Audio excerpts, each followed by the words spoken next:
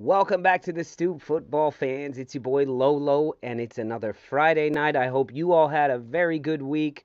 I had a very good week. Getting back into the swing of things after our awesome trip to London and to York and Leeds and all that. Even though it's been more than a week, getting back to life, getting back to the flow of everything. It's been a very good Friday. I've got some more busy weeks up ahead, traveling as well. So getting all that done. But I hope all of you all have had a great week as well. And we've got more Premier League action kicking off, or I guess it kicked off already, at least for Brentford. Brighton didn't really show up. I lost money betting on them. Should have known better. But that being said, we've got a big weekend of football, and everybody will be looking at the Sunday matches. These ones that I have up here: Leeds versus Arsenal, Liverpool versus Man City. Two massive matches. As the Macronomical says, it's the Stoop Crew Derby on Sunday. Yes, it is. And this is the Stoop Derby Happy Hour show. So I want the trash talking in the comments section even more lively than it usually is. If you're a Leeds fan, tell us how you guys are going to beat us Arsenal fans. If you're an Arsenal fan, let them Leeds boys know. It's tough to see y'all from the top of the table. It's tough to see y'all from way up here. And we'll keep saying it and keep saying it as long as we remain at the top of the table. Oh man, a yellow card in the first 2 minutes. I'm gonna have to be very careful that I don't kicked off of my own show. It's because you didn't crack a beer open yet, you fool. Come on. Thank you. All right. Oh, I Cheers. almost forgot. Thank you very much, John. I need this. This is actually legit my first one. A lot of happy hours. I start early, but cheers to you all. Crack 'em if you got 'em. Good to see everybody in the comments section. Let's see who we got already. Jimmy Bremer's Ghost, Scooby D2, who got a shout out in one of our last videos talking about naked attractions. Graham Wood Robinson, good to see you. Anders was the first person to comment much earlier in the day. Macronomical, as I said. Mo Master back in action. He must be happy watching Barcelona absolutely fail. Paul H., very good to see you, my friend.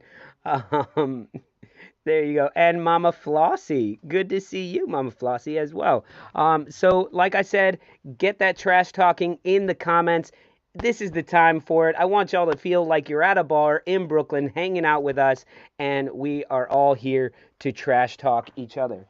Let me make sure my internet seems a little fuzzy. Sorry about that. I'm all kind of grainy and all that. BX Gunner, good to see you as well. So let's get it started. The newest Arsenal fan to join the Stoop. You guys may have seen him in a couple videos rocking the new red kit with the polo top. It is Mr. Mark. Get him in here. Hey, what's going on, everybody? I got Leeds on one side, I got Arsenal on the other, and your heart in the middle. Hey, there we go. Look at these guys. These guys look like they had a lot of fun. And it was. If you watched our show last Friday, we showed you all the pictures and all the fantasticness. I wish I could talk shit about Arsenal, but there's just nothing. There's nothing to talk shit about. It's working. Everything is going great, and kudos to you guys. You guys are the exact opposite of Wolverhampton. I'm baffled. I'm baffled by the news today that it is quite possible that Espirito Santo is gonna come back to the Wolves. I mean, man. Is that like, is this like, you had like a year to kind of think it over and you're like, God, I should have never broke up with her. She was really great. I think I'm probably the only fan of the Wolves that doesn't want him back. Why not? I am of the of been there, done that, move on, get someone new, and it's like, what are we going to do? We're going to go back to a back three and he's going to be like, where's our captain? Where's Cody? Oh, he's at Everton. Sometimes you don't know what you lost, what you had until you don't know what you got until it's gone. Is that what you're trying to say? You don't know. For some reason, all these other songs are popping in my head that aren't. You don't know what it's like. That's not the right song for that. No. But I Paul know H says it right there. Never go back. It's never the same. That's what I'm saying. I'm saying especially, it's just not the same. And I don't understand. You know, it's like, what's the attraction to come back other than that you know you're loved. You know, they definitely love him as far as the fan base. You know, that's all I've been reading. I want somebody new. You know, I just Mark, think it's especially I'm kind of embarrassed. As hot as your ex-girlfriend may be, and as much as you loved being with her, and you guys broke up, but now she wants to get back together. She went and dated Tottenham.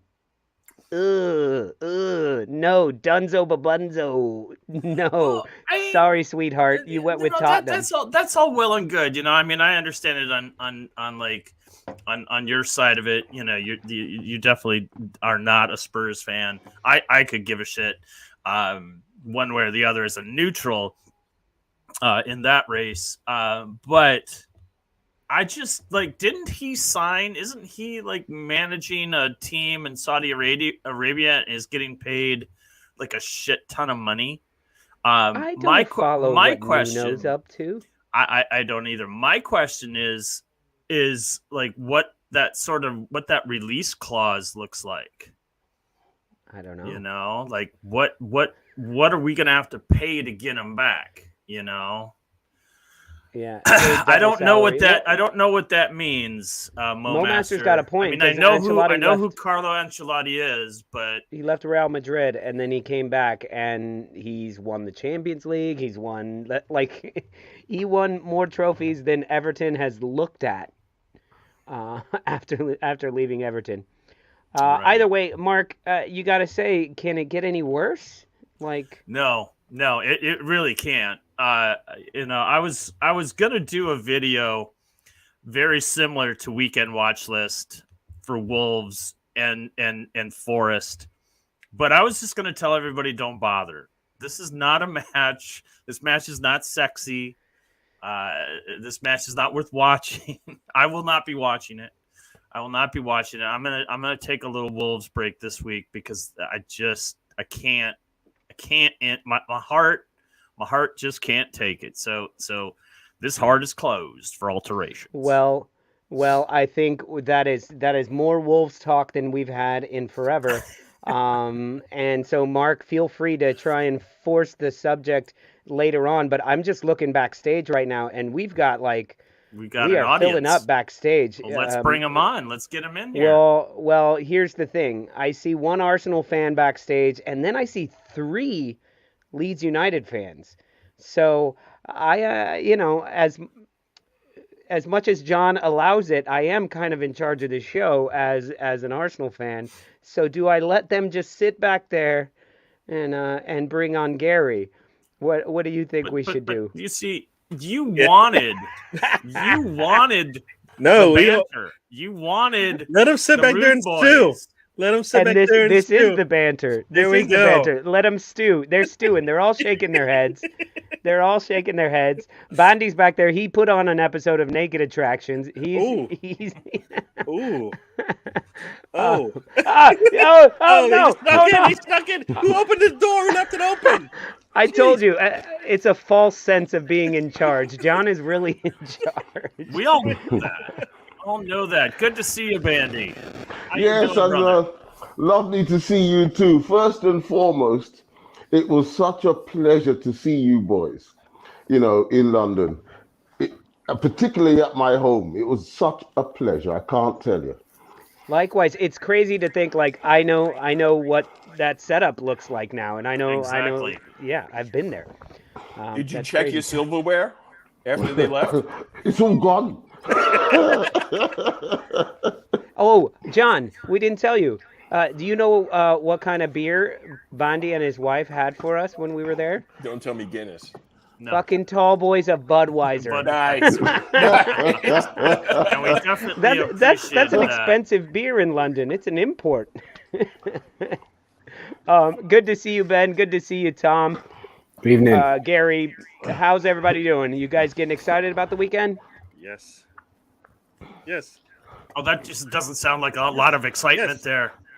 The Come top on, row is It's very like, oh, it excited. doesn't. The game's not coming fast enough. It should be played on Saturday, or it should have been the first game of the week.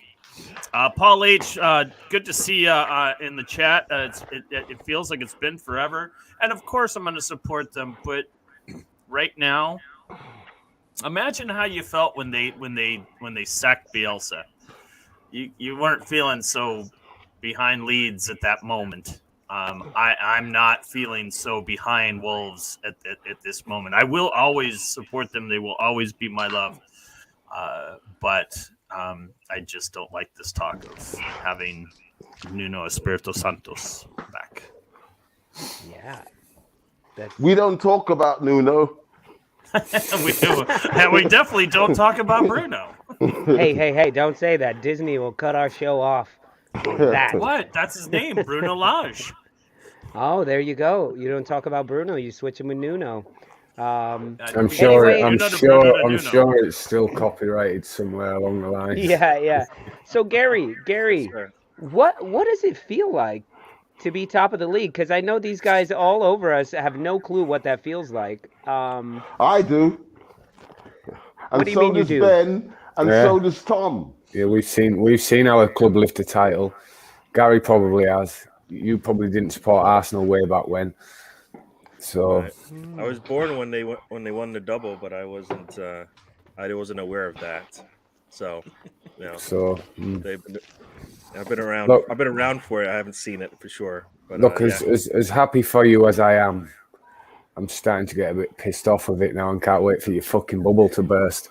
That's what you know what, and that's true for everybody in the world. All the haters are just waiting for us to have a slip, and they hope it's a big slide. That's what they hope. They hope we trip and then we don't get back up.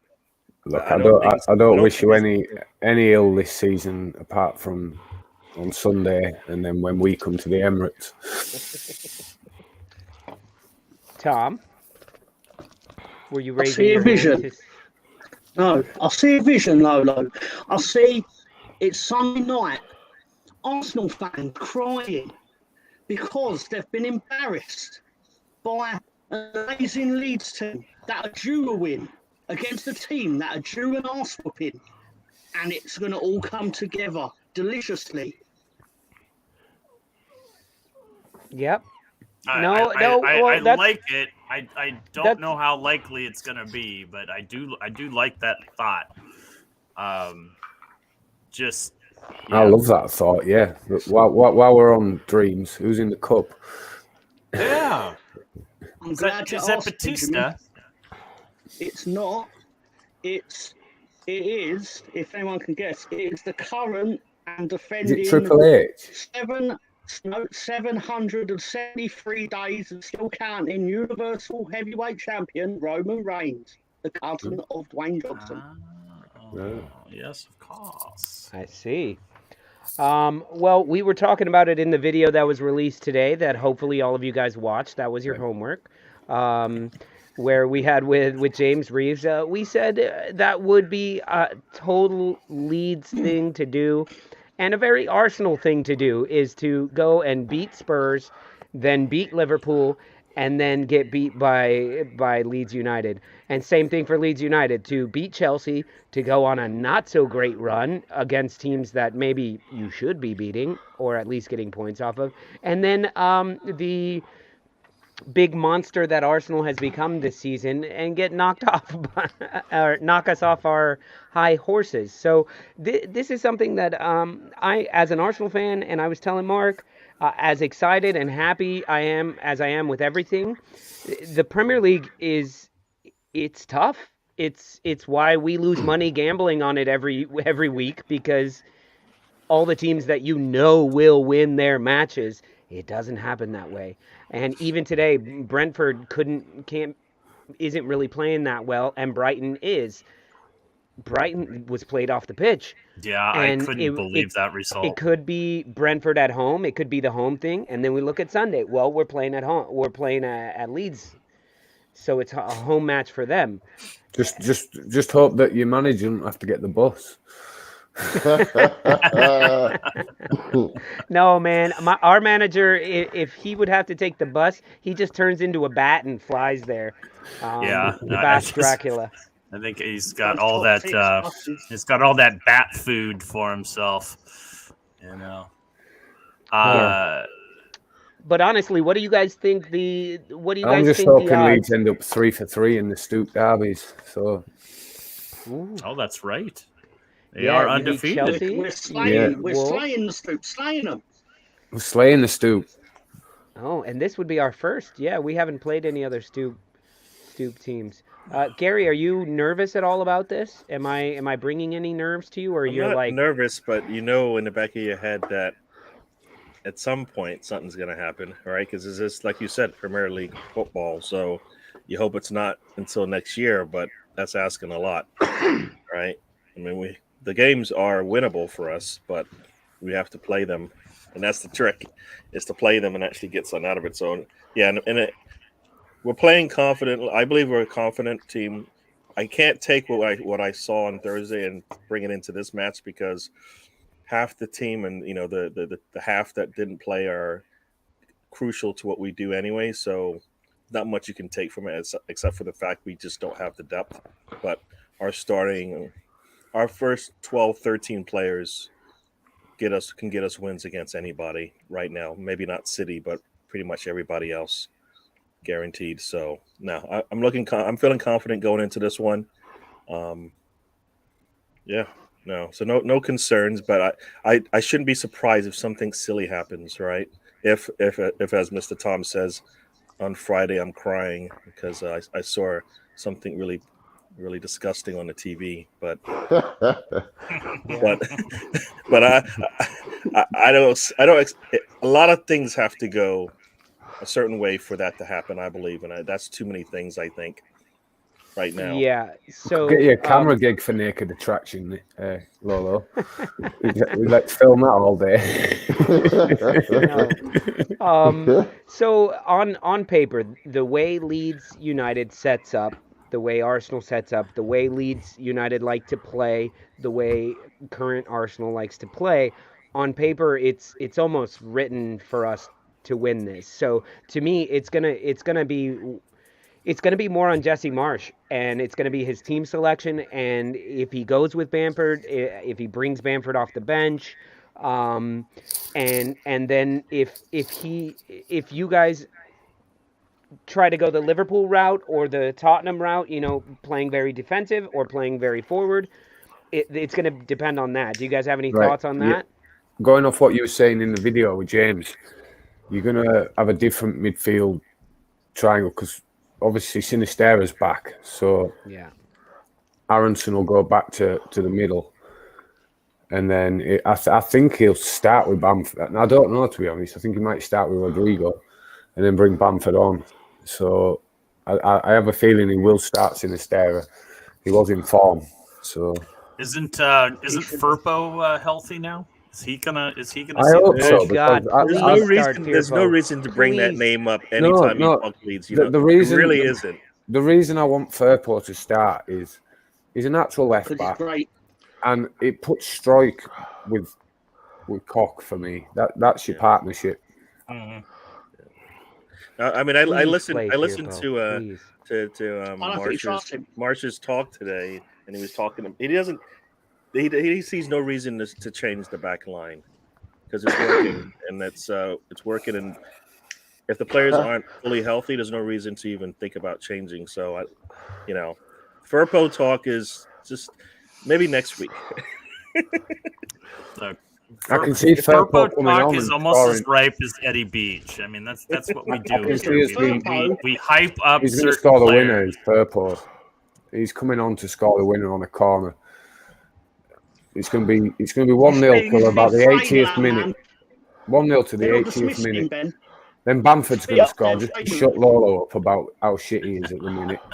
And then, You know, I didn't. I actually. and then you I only didn't lose say 4-2. that So Bamford that, was you keep it shit. respectable, right? Or just or that he is does the team a disservice by starting. I just don't think he's had enough time, under. look Marsh. what he does off the ball with look, Leeds are a better team with Bamford, and that showed last week. He did a lot of running. Yeah, he didn't score. He missed a couple of chances, but it showed when he went off. There was something missing. There is something missing. Shooting was missing. Shooting. Yeah. It was like You guys had shooting, Marsh in said the that early part of the players- season before Rodrigo got hurt. No.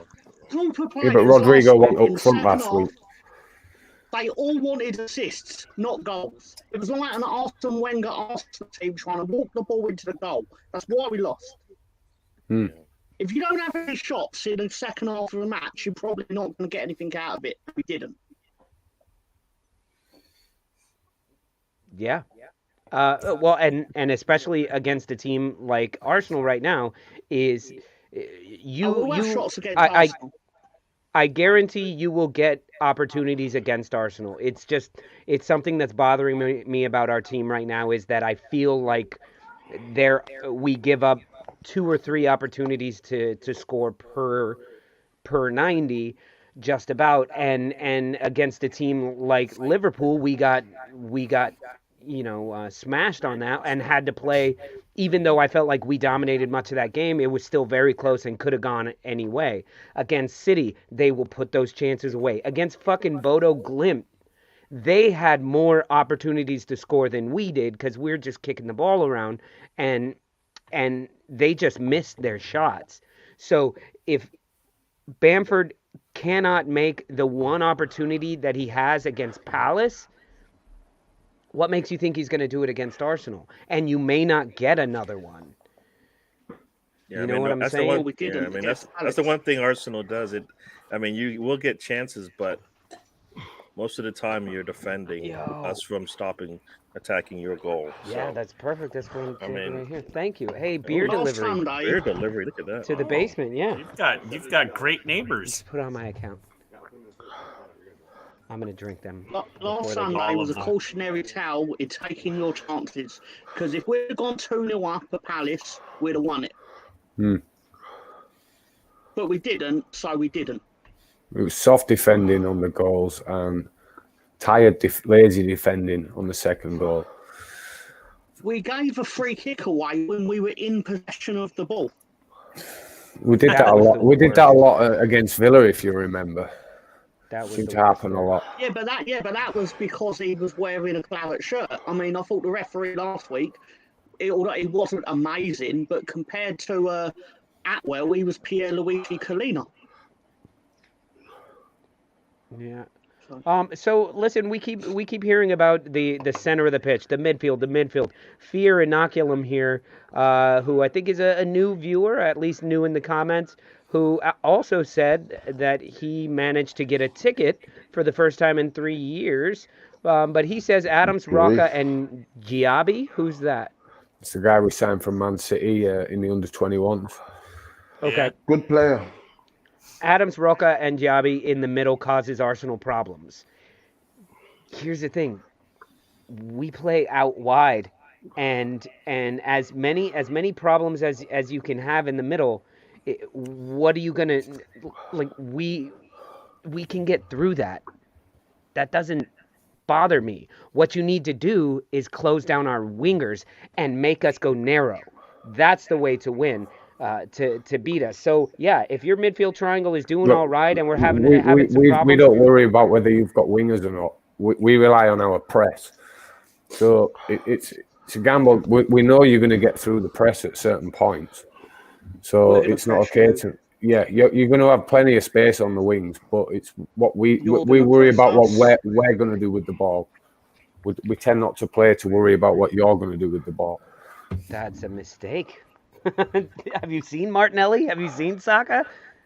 No, we've got fullbacks that'll just. Have you seen fucking Shaka, Mr. Red Card? You're a better football team. Can I ask you all a question? That's all that's got to happen. Can I ask you one more question now? Would you start Ailing? Yeah. Over who? Christiansen. No. He had a good. I thought he had a good game last week. Christiansen. Absolutely not. You've got a different winger this week, though. I know it's Zaha, but no, I think I think Christensen on Saka could cause problems for Saka. He doesn't like physical play, and that guy's a very, very physical person. You mean Martinelli, right? Martinelli, yeah, it's the other They wing. switch. No, but who switches? Arsenal. We were talking. Did you not watch our show, Gary? No, where I was gonna say Martinelli and Saka and Jesus. No, I mean they switch, but a lot of times they do stick to their side. That we will switch, but most of the time it will be Christensen against Martinelli, and Martinelli has shown that it doesn't matter. It doesn't matter. I still like the Christensen instead of Ailing. I love Ailing. I just see a nasty yellow card, and then Martinelli don't want to know anymore. I don't think that's going to be a problem because I think people have been trying to chop us down for a while now. Even last season when he was showing what he could do with the little bits that he had, and a lot of times you don't even get there. Gary, we're Leeds United. First, you're going to have to catch us. Not catching That's Martinelli. The whole point. He doesn't have to catch him. He just has to kick him. You have to get close. You have to get close. Yeah. I mean, that's the problem. You can't get close. You can't touch him. And if you go for the tackle and he jumps over it, he's all by himself at that point because you're nearly man marking at that point. So, yeah. Treat him the same way you treat Saka. Surround him. And Martinelli doesn't like to pass. So look, I think we'll cause Gabriel problems because I think he's shit. No, could be. No. That's a terrible statement. No, I can't even. I can't back that. Bono asks, "Hey, Lolo, Mark, is Mr. Tom scary in the flesh?" Absolutely not. He is a Stoop legend and has proven himself, just to be fantastic. Everyone that we met last week, 2 weeks ago. God, it's already been a week since we've been back. That's crazy to think about. But all the Stoop crew. What's that? He hypnotized you to say that? No, man. Because you froze up. Mr. Tom is a gentleman. Bono's like he's saying, is Mr. Tom scary in the flesh? And I say no. But his dungeon is scary. It's all just smoke and mirrors. It's what you can't see that's scary. You don't want to know. You really don't want to know. Yeah. Now I think our front four should be feared. You don't know where it's going to come from. You really don't. Pick one. The other one's going to stick his out. It's going to stick his head out, and then you're going to be in trouble. So yeah. Yeah, you're yawning. You better. Yeah, it's gonna be. You might. Yeah, you're gonna probably leave the game early. You're gonna be like, I can't see it. Watch this anymore. Here, Tom, have you heard this guy up here? I'm going to be watching that game. I'm going to watch every minute. Bandy, what you got for us?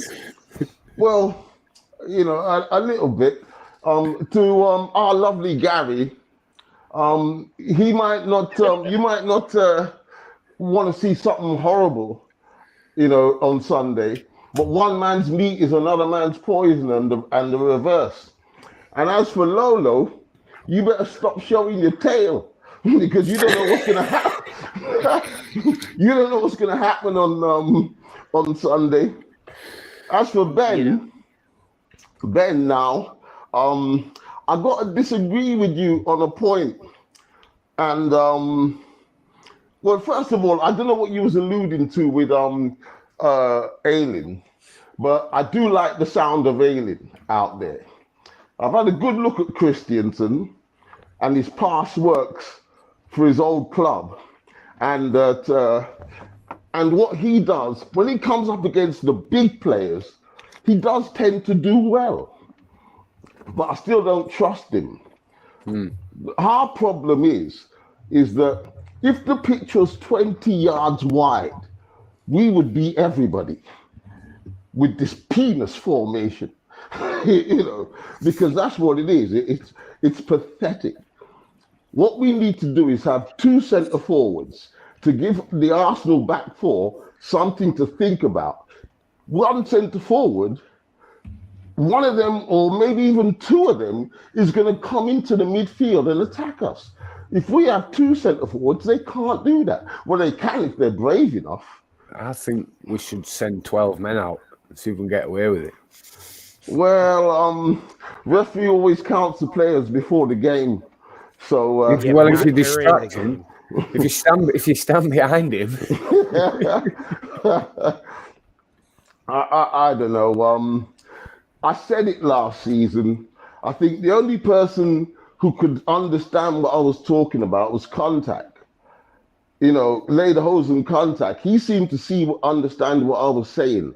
I don't like the penis fucking for. I think it sucks dick, literally. And I'm waiting. What I'm waiting for.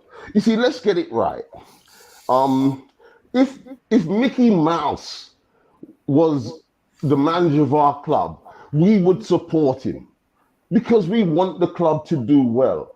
It doesn't matter who we have on our books. We want them to do well. This is my 53rd season following Leeds. That's a big investment. It's a big investment. So, but to the contrary now, I told you, the man is a fish-eyed fool, and I can't wait for you boys to join me in the song. I'm waiting to see when you lot are going to start saying he is a fish-eyed fool. But we can still win because we have the players. We have enough players to win that game on Sunday. But it's up to Marsh. Yeah, I wish I could. I wish I could say it's that simple. Nothing is simple. You have quality players, absolutely. Is the game winnable for Leeds? The team has proven me time and time again. We bring up Chelsea as the example. We bring up Man City. You guys being down 10 men. You beat Man City. Was that 2 seasons ago? But I think the difference maker here is Arsenal. This is a different beast. Arsenal are great, man. They're great. They are. They we talk about teams that did well in the summer transfer window, and we can definitely say, hey, Leeds spent the money. Obviously Newcastle spent the money, Tottenham spent the money, but Arsenal also spent the money, and they addressed serious weaknesses. They got a little bit deeper, and they pulled off some of the best signings of the season, and this makes them. One of the things I always talked about in the past, and one of the things I always said was the knock against Arsenal was their lack of discipline and their lack of experience. And they went out and got 2 players who know how to win, who have won, and the team is kind of following suit. The leadership that Jesus is providing for the team, the leadership that Zinchenko is providing for the team. This is a very, very different team this year. Barring injuries and suspensions, I expect Arsenal to make a serious campaign on this title. That was the thing, Ben. I'm worried about Struijk. He's one of our best players right now, but I feel he's going to have trouble on Sunday. I really do. Well, you guys were sending Struijk far up the pitch. Weren't you against Palace? I felt like Struijk was always up there, and that's a lot further than I'm used to seeing him. Is that something that's been going on all season, or what's up with that? It is. But the problem is that against your current players, I think he's gonna struggle. And Firpo, what you were saying, Ben, he's not a left back. He's actually an inside left. That's where he does his best work, in the inside left position. But he's not going to be played there. There's no room for him there because we've got Aronson now. So, and if Aronson and Sinistera play, Sinistera is going to be out wide. But we need 2 centre forwards. We need Joffy, or else we're going to lose that boy if we don't start him. We're going to lose the boy. I think the boys' progression is going to be hindered severely when Otto gets playing. You can't assign a 20-year-old that's up for top boy or world boy or whatever it is and not have a plan to play him. He's got to be ahead of Gallagher. It's not Joffrey that's in trouble. It's Lord Bamford that's in trouble. If he can't keep up his fitness. I love Bamford. But if he can't keep up his fitness, his place is in trouble. But then you've got Joseph, and we obviously sold Sonny Perkins a package because he wouldn't have come. Indeed. That's what I said. We have the players. We have the personnel to go out there and play 2 centre forwards and give other clubs something to think about. We do. So let me ask you guys this. What that was the keeping me not talking for a good 5 minutes. That's a victory in itself. I was under orders from Director John. He's like, my laptop froze. Can you talk for 10 minutes, Randy, please? There, he's back.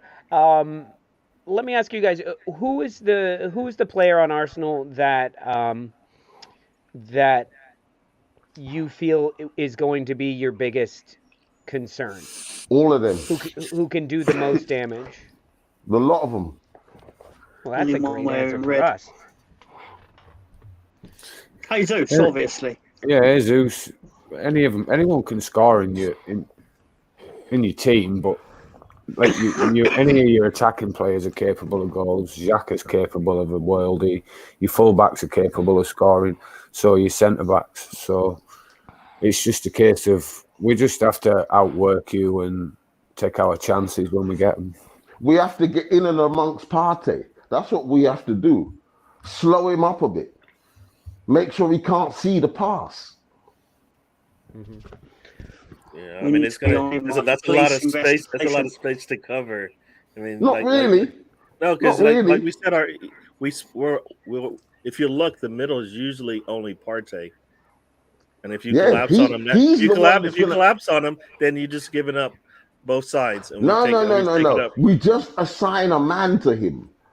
Assign a man to him. That's not going to work. And then you're playing a man down. Wait. No, it's not a man down because you have a man down. You have a man down. If we assigned a man to him, then that's it. Them two are cancelled out almost. No.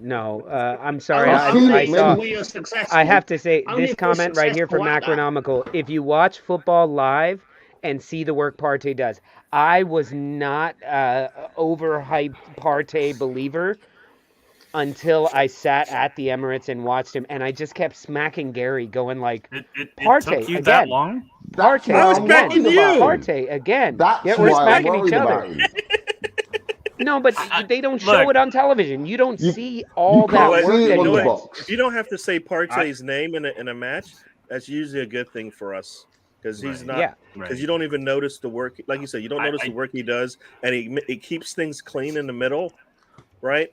And then a lot of fun up the sides. Usually is what happens. And then when you do hear his name, it's usually he's intercepting a pass, or they eventually do need to go to him, and he's there. Most of the time, he's always there to present for the ball, and then he turns up through the middle, and then you're in trouble. Lolo, I tell you, when you watch enough games, you don't have to see you when you're watching it on TV, you know what the players are doing because of the other players, they're doing. So I can watch it on TV and know that Partey is doing well because of what his opposition around him are doing. Yeah. So you can tell. And you realize, like, oh my God, how does Odegaard have that much space? Oh my God, how do they have that much space? Exactly. And it's because players are doing what you are telling your team to do, which is go at him. And I've seen him calmly just spin, and two players go off, and he's like, okay, now that they're gone, and I have a moment. Now, which of my three options am I going to pass to? Because two players thought they could nick the ball off of me, and they failed. And now, who wants a goal? Who wants a goal? You want to go? You want to go? But Goals what if for we everybody. can? When did Thomas Partey become Zidane? Fuck. Now, he's I always tell you been a what, good Yeah, player. I've he's often- playing well, he is absolutely incredible. He's He's always just been good. injured too much. He's injured too much, and there are some matches where he just isn't. Yeah, That I've awesome. But I've been one to say that, like, as goes Partey, as goes Arsenal. I think Partey is a very, very important player. when to have you Arsenal. said that? I've said it. Okay, so here, let me say, Yeah. let me repeat what I've said. You There's you no said par- it was there's like it no- was written there's- on. Like it was there's no- written on there's- a pyramid or something. There's no As part. go I have most Partey. certainly said. I've most certainly said there's no party without Partey. You know. What do you reckon, and Tom? I think he's probably the one player you could ill afford to lose what the most specifically, Randy? on that squad. But to answer the About the question game on about, Sunday. you know, as far as like I who think is we're going to look Arsenal's ass.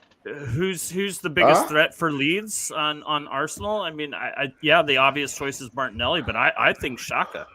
Xhaka's playing very, very well, and he will score against you guys this weekend. He will. He will. That's why I fear for our pirate. I fear for him. He's been playing so well, but Saka could do him.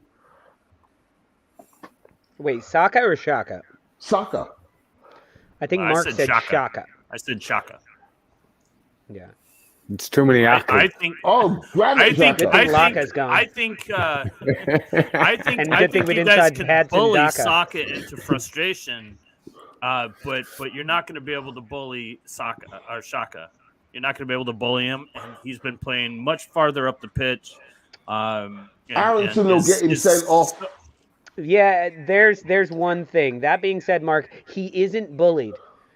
And he does like a good chest to Donnybrook. chest, a good head, forehead to Adams. forehead. That Bandy might have had it right there. Is Shaka's been good this season. He's been so solid, but the past few matches we've seen a little bit of the heightened Shaka coming in where it was heated. Jordan Henderson was in Gabriel's face and he went in and What is becoming of all that? I've been reading. It sounds like it's kind of a serious thing. some people are saying that Jordan Henderson said a racial slur to Gabriel. But I don't know. They brought in like lip reading experts and stuff like that, and I'm like, well, if Like I don't know. the league is investigating hard, and both sides are tight-lipped. I find that difficult to believe that one. I don't know. Yeah, that doesn't sound like Jordan Henderson to me. But Yeah, but the How does northeast it work if of he's England, if they pretty bring in the racist. lip reading experts, but they're tight-lipped? they're tight lip reading experts. I have no idea how that's going to work. I'm just going to grab a drink, guys. 1 second. Would you like to sleep with me? Would you like to sleep with me? Yeah. Afterwards, I'll stick around and I'll sleep with you. You remember that from Seinfeld, John? When they bring in the lip reader, Exactly. and it's like, oh, would you mind helping me clean up? 6 is good. 6 is Oh, good. six is good. It all comes back to Seinfeld, guys. I don't know if you know this, and if you want to get on John's good side, Seinfeld is, and Rangers. I actually which we binge may watched lose that John in entire about 15 season minutes. when I had COVID back in June. I watched the whole season from bed. Wait, it was the amazing. series. The whole series. Or a season. I watched the That's whole like- series while I had It's COVID. like 2,000 episodes. I don't know about that, but I did watch it in my time of COVID. I love the show's fantastic. Yeah. Okay, so reverse question: Arsenal fans and Mark, and then Leeds fans can pop in on that. Who is the one player on Leeds United that we should have the biggest concern with? I know my answer, and I'll tell you if you got nothing, Gary. No, I mean, I what I did see, I think I saw Siniesta. How do you say that? Sinistera. Sinistera. Sinistera. I think Sinistera looked threatening against Villa. He just didn't get that shot to curl in. And then if you bring in Rodrigo in, who's probably itching to go, that side of the pitch should be threatening. So I guess for Rodrigo me, better stay on the bench. well, if Rodrigo starts, then I think that means that's a good sign for you, isn't it? Well, didn't he started against Palace? Right? That's right. Yeah, he did. Yeah. So I kind of feel Rodrigo might be the key to your happiness for me. I had enough of him last season. He's the man. I think he's all you got right now, though, isn't he? No, we have plenty more than that. Plenty more. Rodrigo, give the ball away, Moreno. Leave it out.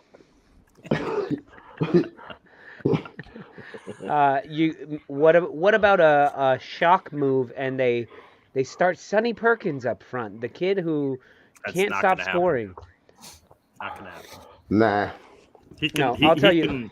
He can definitely score, but he's is he going to score against the likes of Arsenal? I'm in agreement with Jimmy. I think that if he can get his head in the game and put together a real quality start, Meslier is the guy for is going to be the secret to Leeds' success. He has to keep his head. He's maddening to me how like he's great one week or great one season. He hasn't proven it this year. He hasn't pulled it together. So if there's a time for anyone to pull it together, it's going to be Meslier in this one. Hey, John Ireland, good to see you, John. Time to go to bed. John, how you doing? Mark, sorry for the crickets on there, but I was like, oh, gotta go, time for bed for Dad. I'm trying to and Ben's still backstage. It's a message to Ben. Night, Dad. Yeah. Good night, good night, John. John, another proper Yorkshireman who took us all over town and showed us a bunch of cool shit in York. But yeah, Melly is a good shout because, as you saw in the Bodo Glimt match, or you may not have saw it, but Gary and I saw it, and other matches where we could have and should have scored more. We can have as many shots as we want, but if the keeper is on it that day, it can become one of those where we can have 20 shots in the first half, but if none of them come through, that kid is going to go into the locker room and come out 2 feet taller and 2 feet wider because he's that. I think they've got him on the rack right now, stretching him out. I mean, he's already he's fucking like what, massive. 6'6"? He's 6'6", isn't he? Ben? Yeah. Do you know? Yeah, Tom? about that. Bandy, I think anyone? he's 6'5", 6'6". Yeah, he's just a huge specimen, but The boy is 10 foot tall. He needs to be extremely focused for this one. And I've seen it from him before. I've seen that focus from Meslier. It's rare. I think he's had a good season, Meslier. He's had an okay season. I mean, he has a ton of saves. He has a ton of saves. He doesn't have not a single clean sheet. Gives up. Yeah, but it's not his fault. Sometimes I'm not saying it's his fault. I mean, he's had a good season for me, honestly. That's the You were stat that we literally look in at. attendance when he got a clean sheet. You were there. No, Tom. He's had 2 or 3 clean sheets. Tom. Do you know? Let me tell you whose sheet wasn't clean. Mine. I think I had 12 beers at the stadium. Did you have I had 3 clean sheets. 3 sheets to the win, just straight up. There you go. That's what I'm done. trying to. That's what I'm trying to formulate. Chelsea. Did you guys have a clean sheet against Chelsea? Chelsea, I'm sure we've got another one, have we? Was Everton 1-1 or 0-0? 1-1. So 2 or 3. So my thought on the dangerous player that we need to make sure we handle is the new Captain America, Brendan Aronson, because I feel like as dangerous as Sinistera is, as potentially dangerous as Lord Patty is, and as somewhat dangerous as Jack Harrison is, if you don't allow them that link up play, it's all going to come through Aronson. Aronson is going to create that. Now Tyler Adams helps in that. Mark Rocca helps out in that. But to me, Brendan Aronson, foul him every chance you get, take the ball off of him, frustrate him, and don't let him run straight through you. What do you guys think about that, Leeds fans? I think Sinistera as well can run through you. Yeah, but he's got to get the ball. Yeah, but then You'll get it. Aronson's harder to stop than you think. He can dance through players. Yeah.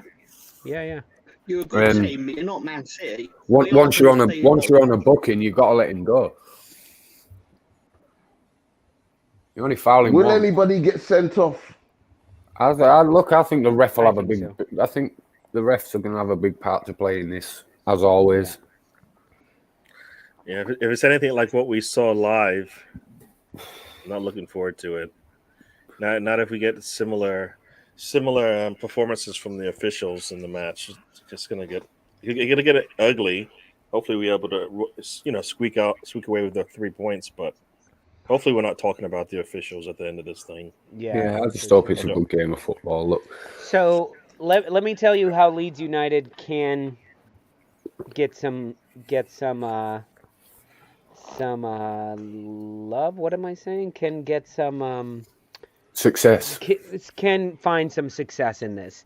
And this is where, as I said earlier, on paper, everything Leeds United generally wants to do and tries to do is kind of perfect for the Arsenal team, except for this one aspect, which is Arsenal, Arteta ball right now, we play from the back. Aaron Ramsdale holds on to the ball far too long. We love to start from we love to create space. So the way we do that is starting from the back. And Leeds United have a really intense press. And that's what you guys want. You would rather us have the ball so you can steal it from us in your final third as opposed to us going over the top and just shooting long balls up the pitch, which is not really what we do, especially from the keeper. So getting the ball to Aaron Ramsdale, every time Aaron Ramsdale has the ball, that's when I'm going to be most worried for Arsenal, because that's when the speed of Sinistera and the speed of... I'm actually saying nice things about Leeds, John. Oh, it's because Rangers are starting soon, I guess. I think so. Like, blah, blah, wrap it up. Wrap it up, boys. So, what do you guys think? What do you guys think about that aspect, playing from the back versus the press of Leeds United? I disagree. I think Arsenal will enjoy playing from the back because we play narrow. So they'll enjoy that. Because we'll have space out on the wing. we try to press the ball, but you see, if that first half hour against the other day, if we can do that to Arsenal, not give them a sniff, not let them see the pass. When Xhaka, when Partey have the ball, they look up, but there's no one. They can't see who to pass to because there's a man on them straight away. If we can do that again, we may have a chance. But this narrow business, the pitch you have parameters on the pitch for a reason. They're to be used. Tom, you've been awfully quiet. I'd like to answer a question that Bandy asked me about 23 minutes ago, if that's all right. Yeah, please. You answer whatever question you want. I can't remember the question, though. What The do sky, you feel about the sky is blue. The sky is Moving blue. on. Mr. Tom. The sky is What's blue. your opinion on the game, Tom? Oh, I think we're going to whoop Arsenal's ass. Keep talking.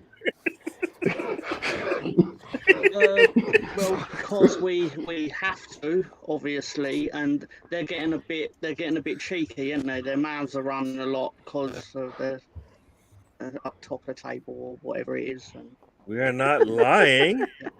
We're not lying. We're just telling you where we are. In case you missed that's where we just are. it. It's over and over. Guess and what? Over We are up and here. Over again. Look for us you know? up here. The higher you climb, the bigger the fall. You remember that? Yeah, the higher the monkey climbs, the more him exposed. Yeah, the higher the monkey climbs, the more shit falls on everybody else when he throws it. All right, so there you go. No, I do Twitter. That's it. BX. Tom, finish. You're making great points, and we love them all. yeah, no, just it come on here having defeated the other team in the Stoop Derby as well to go for the full clean sweep at the start of the season. It'd be nice. But then also be nice to them waltzed onto the Arsenal fan circle and be like, I'll beat your bitches, but probably not going to happen. But I'm going to act like it will happen, all right? I see that we've got Don one on the chat line there, and he just typed in, and I just hear it in my head. I just want to go, aha, Aha! aha, Which we saw at Bandy's house as well.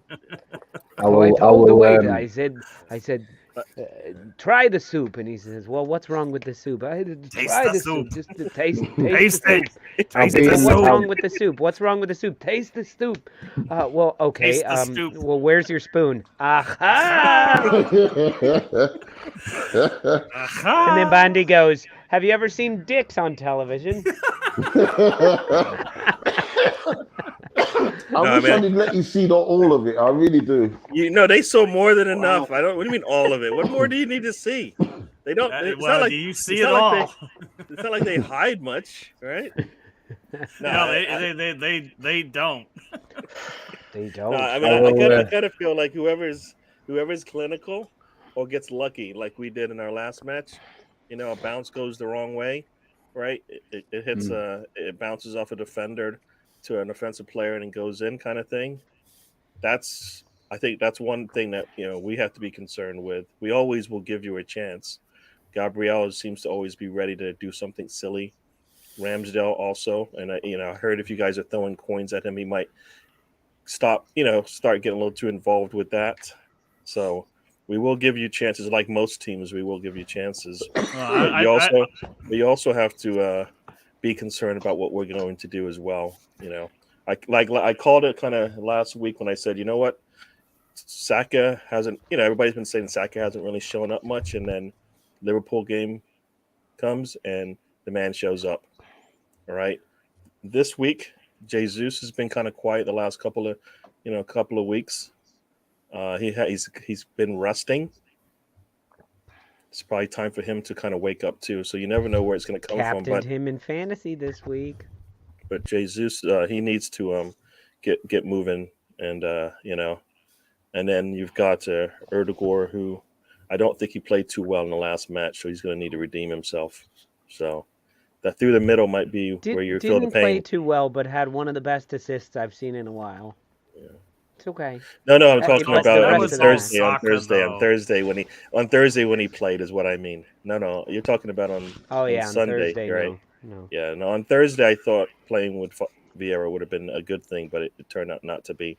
I don't feel like they should be on the pitch together. Yeah, they're stepping on each other's toes for some reason. It just doesn't. It's not going to work.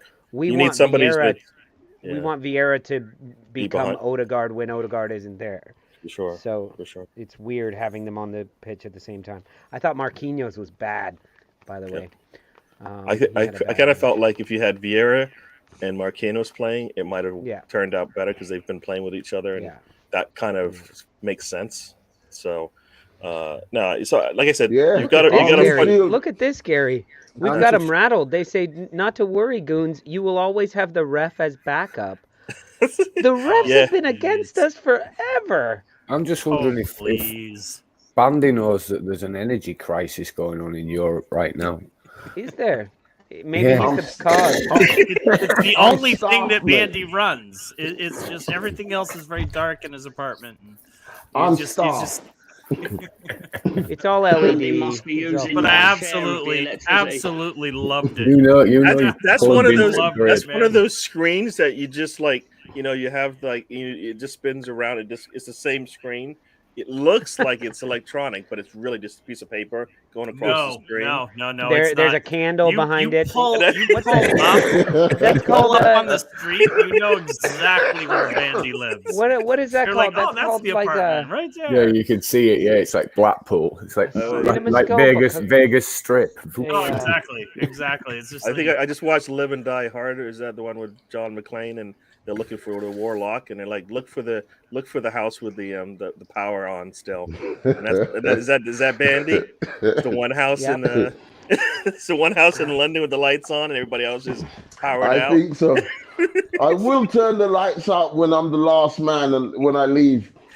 When London gets shut down, yeah, the last lights get shut down. Bandy goes, all right, London, time to go to sleep.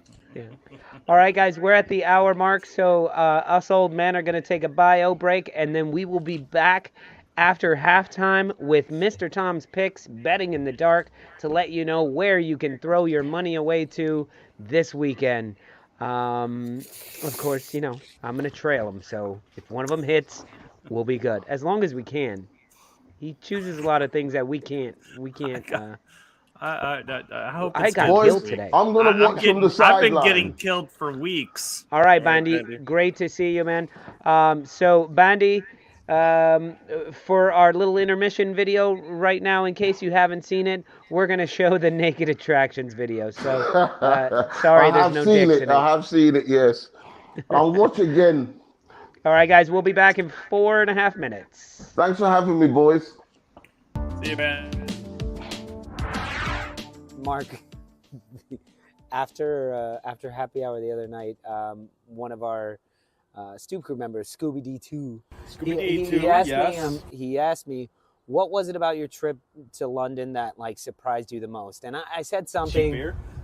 No, I don't know. I said something about fans and things like that, and he goes, no, not about you or the show or anything like that. What is it about?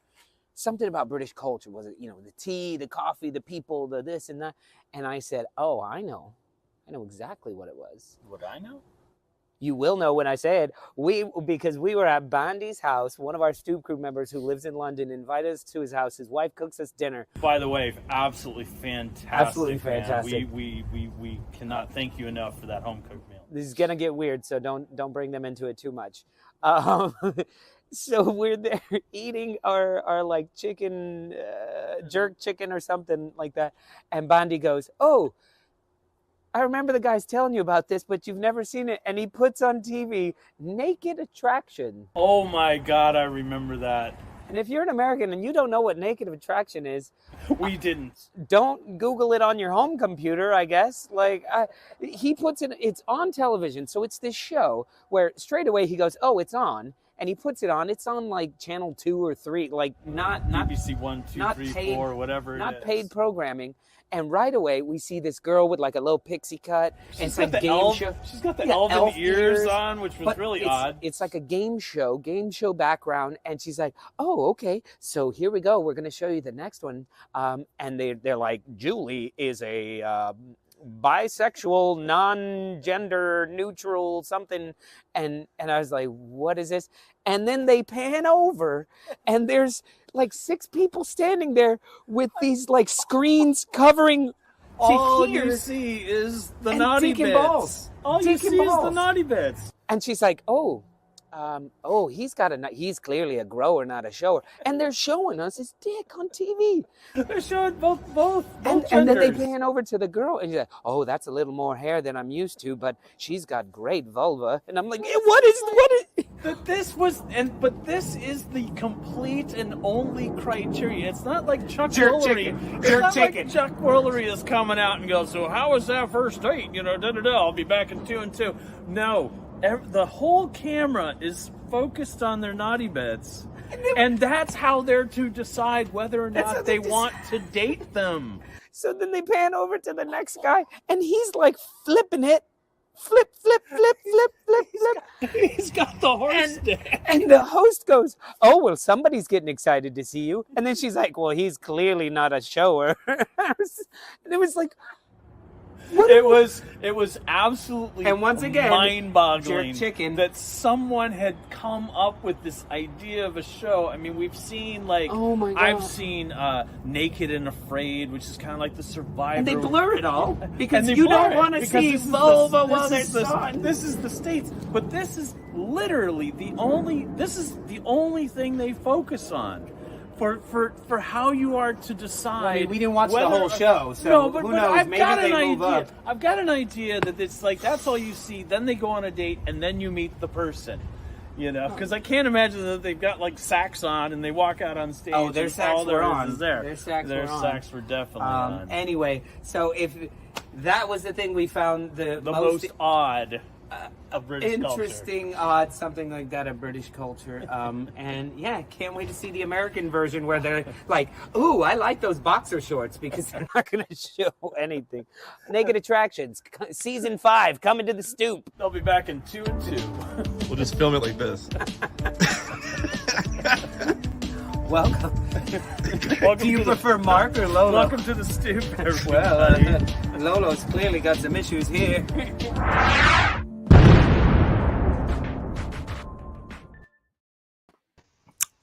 Brilliant. I have yet to see that.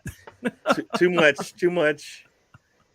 I don't. I need to absolutely that. I love that, and I love the fact that we can have that in our holster when it comes to our bio break. Which, by the way, I did not take because I wanted to see that. Have you ever seen that show, Gary? Yeah, I did. I've That's seen it, yeah. It's crazy- mind blowing. I was testing out the VPN to see if it works. If I'm in England, I can watch any show, and that happened to be the show that popped up. So, yeah, I saw it. That's and, crazy. and the funny part is, like you said, at the end, after they go on the date, they talk about it, and it's like, well, they've seen everything there is to see, so it's just like you're kind of doing things a little bit backwards because usually, you're thinking, what do they look like, under the sheets, and you don't need to know about that anymore. You already got those answers. So, yeah, different. It's different. That's crazy. Yeah, I couldn't see that show happening in the States. I mean, it would all be blurred. It would all, yeah. It'd be awesome if, if after date they would just have cameras focused on both individuals' naughty bits, and they did little voiceovers. And that was the Janet interview. Jackson thing was so funny. Yeah. Your country exploded about, and we all just sat there like, Oh what? yeah, it was such a not a thing. I mean, I would say that I'm not really sure what it was. I think it was Live Aid way back when Mick Jagger tore off Tina Turner's skirt, and it was that was nothing. It just got it got played live, and there was no controversy, nothing about it. But I think maybe it was just the fact that Janet Jackson had some sort of nipple ring ornament on her breast, as if it was it was planned. It was totally scripted by the choreographer or by the performers to have that shocking moment, and it worked. It worked. It'll be one of the most talked about things for the rest of time when it, until Rihanna tops it next year. Rihanna is going to be at the Super Bowl? She's the halftime entertainment. I don't For I male don't, TV? For what? Rihanna? you mean Rihanna? Rihanna is what I said. I did say Rihanna. I don't know about that. Rhiannon, if you are that indeed was what you a said. member of the halftime show of the Super Bowl, congratulations. You are now a very rich woman. Which, by the way, if you're watching or if you see this, we did miss you terribly at Ellen Road. We were so hoping to meet you. And we're very sorry that it didn't happen, but we know deep in our hearts that one day we will be back and we will not accept any excuse that you have at all. You will come out and see us. To the ALTV crowd that was at the match, they were trying to meet up with us after the match. And I have to say, I'm sorry about that, but just blame Gary's friend. No. What's his name? Jermaine Beckford. Yeah, he talked to us for too long. That's my man. And That's we my were man. trying to get over to He meet talked to Rhiannon. us for all of 4 minutes. Stop it. No, he wouldn't Mark. leave us Don't alone. belittle the. He wouldn't leave You don't us understand alone. how much time that's worth. Did you see when we were on stage doing our video, he couldn't help but get like in the shot behind us, and we're like, dude, we're shooting a show here. Vex. Man, have a little respect. He needs to get his numbers up. And the only way he can do that is if he. Yeah, man, you know, have a little respect. He's like, call my people, and I'm like, we are in the middle of a show. Thank you very much. Jermaine and company, if you are watching this, which I doubt you are, but please disregard all of that, and we would love to have you on the show. So, Tom, tell me about this show Eurotrash that people keep talking about and saying that we need to see it. Fear Inoculum says, thought you Americans would have worse shows. Eurotrash is another. What's that show about? It was basically presented by this French guy named Antoine Declans, and basically it's like it's various segments, but there's a lot of nudity and a lot of weird shit. And is the nudity like required, or just because they can? It would be things like they would do like a 7-minute segment on like the naked wheelbarrow racing world championships. All right, I just want to. I need clarification here. Is Eurotrash a thing? Because when I saw it popping up, I thought it was like reference to Eurovision. No, it was a Euro. These are two different things. No, not on now. It was like 1997, 98. Yeah, it was a show about all the things weird in Europe. I think it was originally hosted by Jean-Paul Gaultier. The designer. Yes, the designer. He originally hosted it the first year, and then Antoine took over. But yeah, it was good for its time, I think. Looking back at it, it was. I'll put it this way: when I was 13, that was the equivalent of porn that was available at the time. Yeah.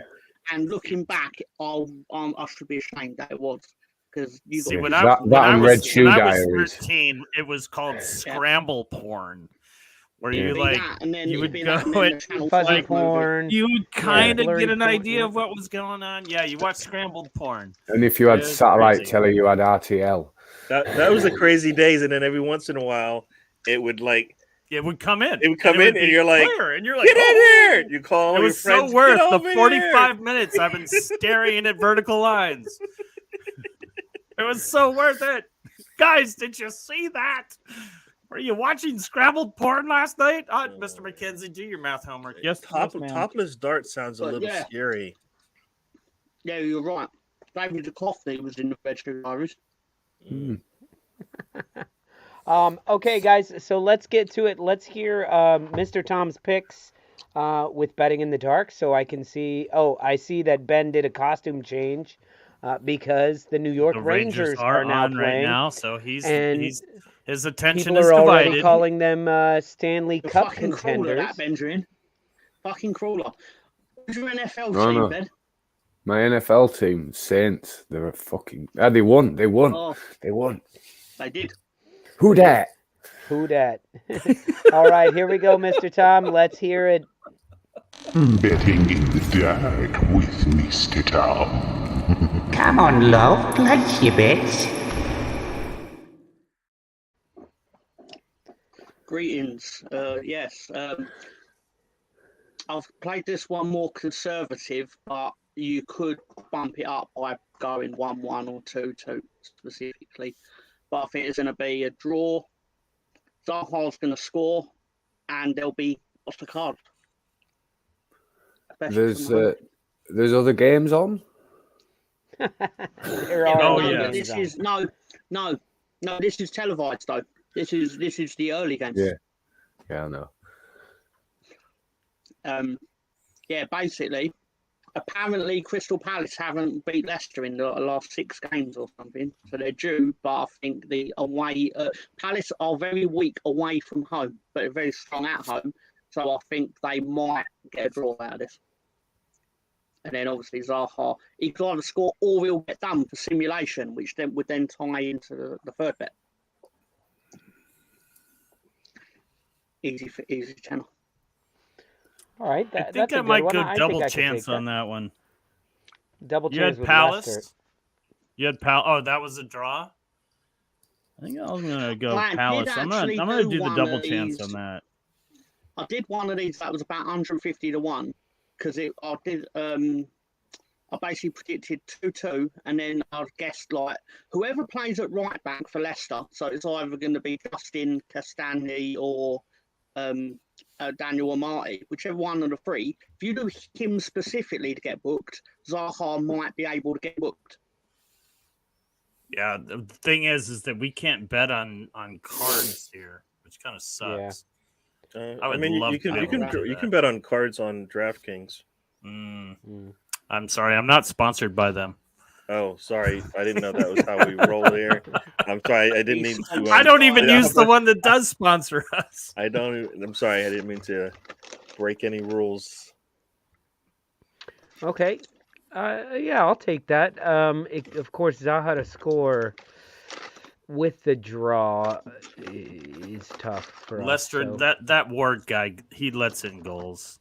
There will be goals to be had. It's just a matter of whether Zaha gets them or not. But there will be goals. The tough one is the draw, and that's why I went with the double chance on this one. Yeah.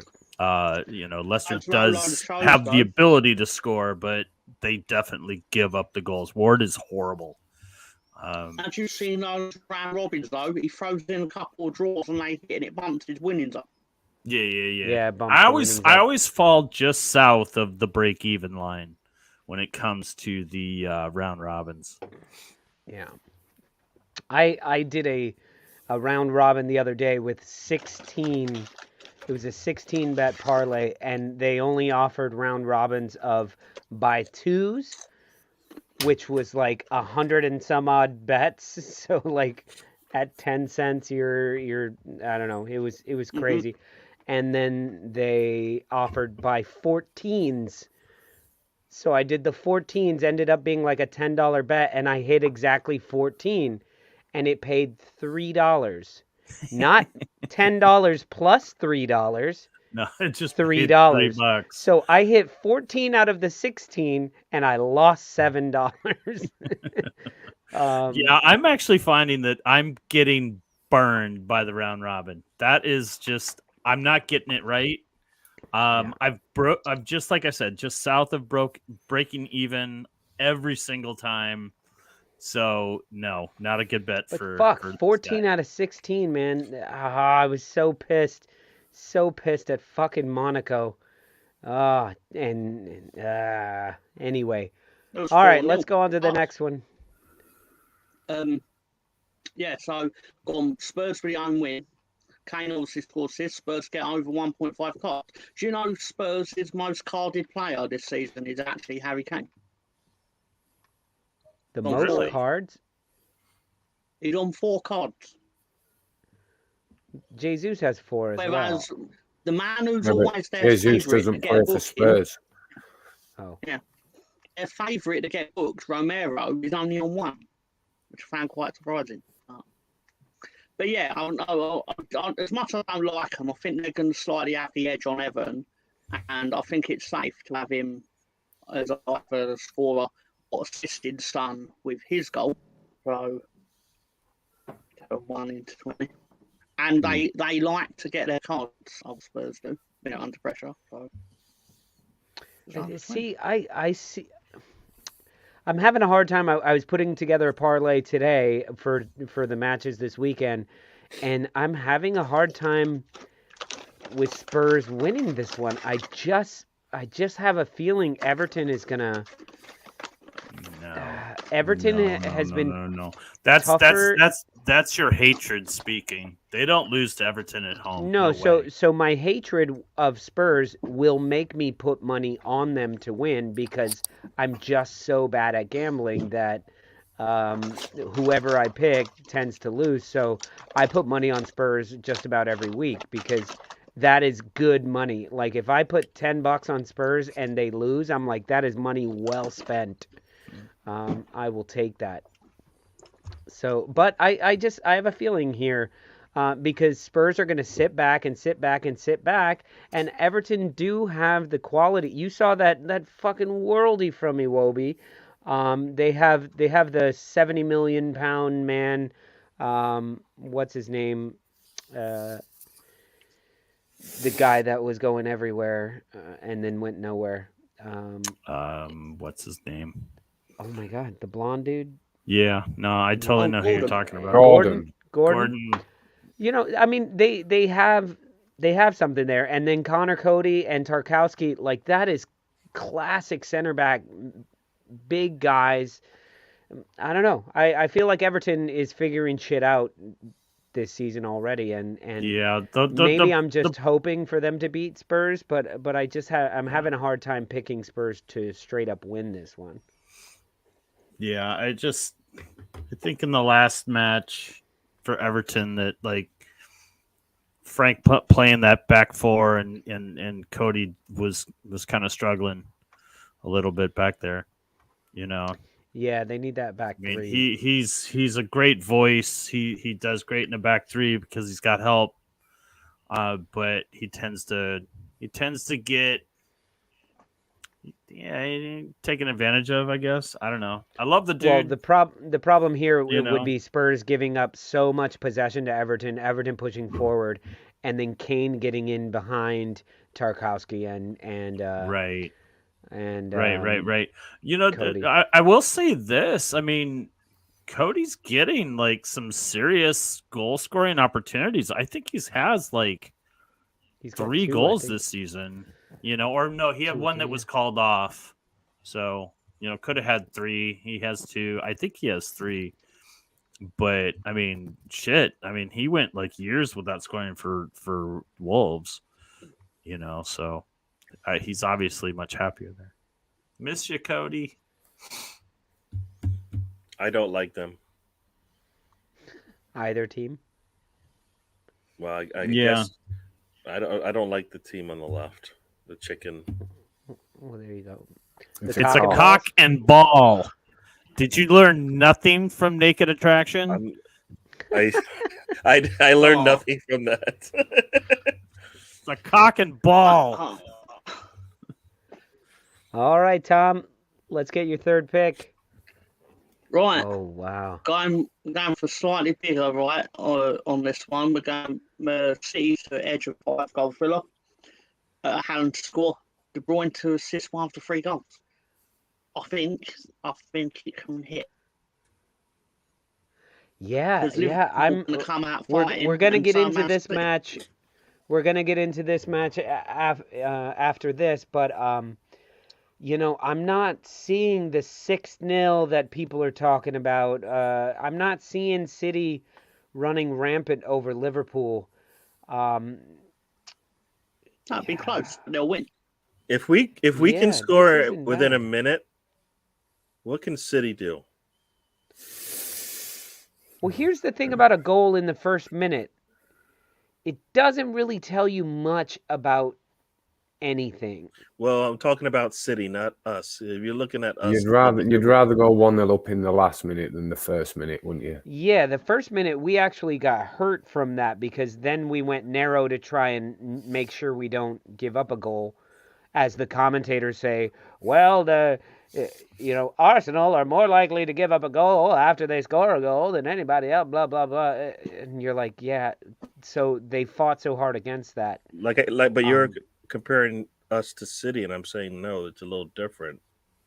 Gary, I think City we are the only comparison to City right now. No, I know, but what I'm saying is, if they score that early, I don't think it's gonna. No, if they score that early, they'll score again right away. Yeah. That's the I was difference. only one goal out last week. Haaland not scoring twice. Fuck my bet. I captained the triple captained the twat, and he only scored once. Ooh, I did the same thing. I got the 4-0.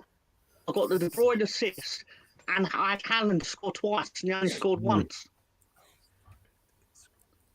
I had it. I had glory in my hands.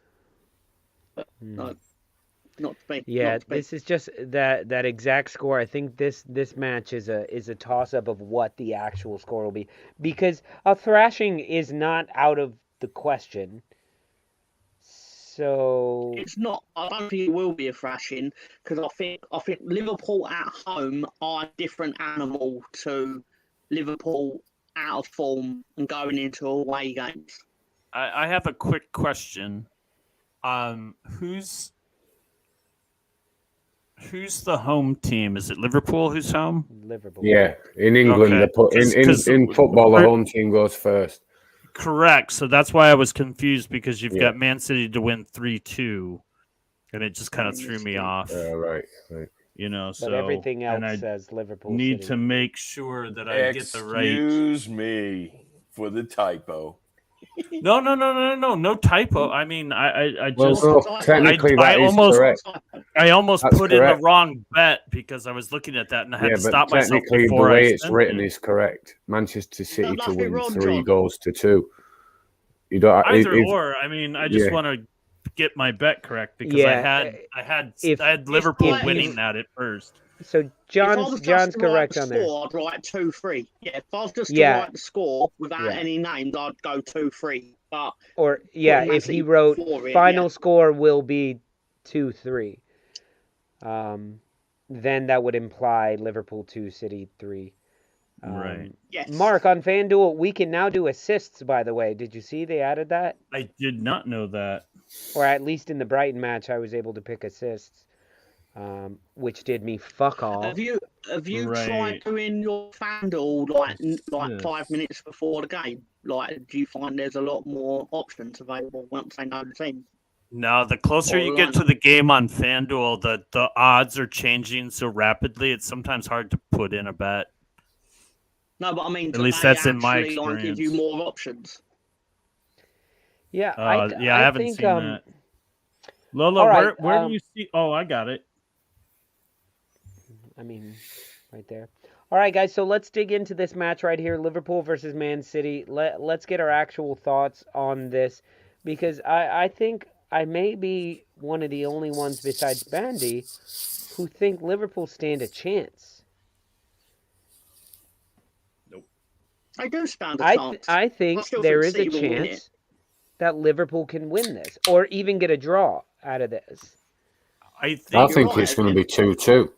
I think prior to the Arsenal match, I might have shared those views, but no Trent Alexander-Arnold and no Luis Diaz is. It just Salah is not in form. Hasn't been since the African. He had like a 10-minute hat trick. 10 minutes, 6 minutes. That was yesterday. I totally know that. But he that's not Premier League. And he has not been in form in the Premier League. Sorry. He scored that hat trick 5 seconds quicker than it would take you to listen to the song Tiny Dancer by Elton John. I don't know why you know that, but I find it equally as impressive. But I have not been impressed with Salah this season. And, you know, so Mark, I think that those 2 injuries for Liverpool is so close to the Arsenal game. I think they're going to prove to be a bit much. So to counter that, Mark,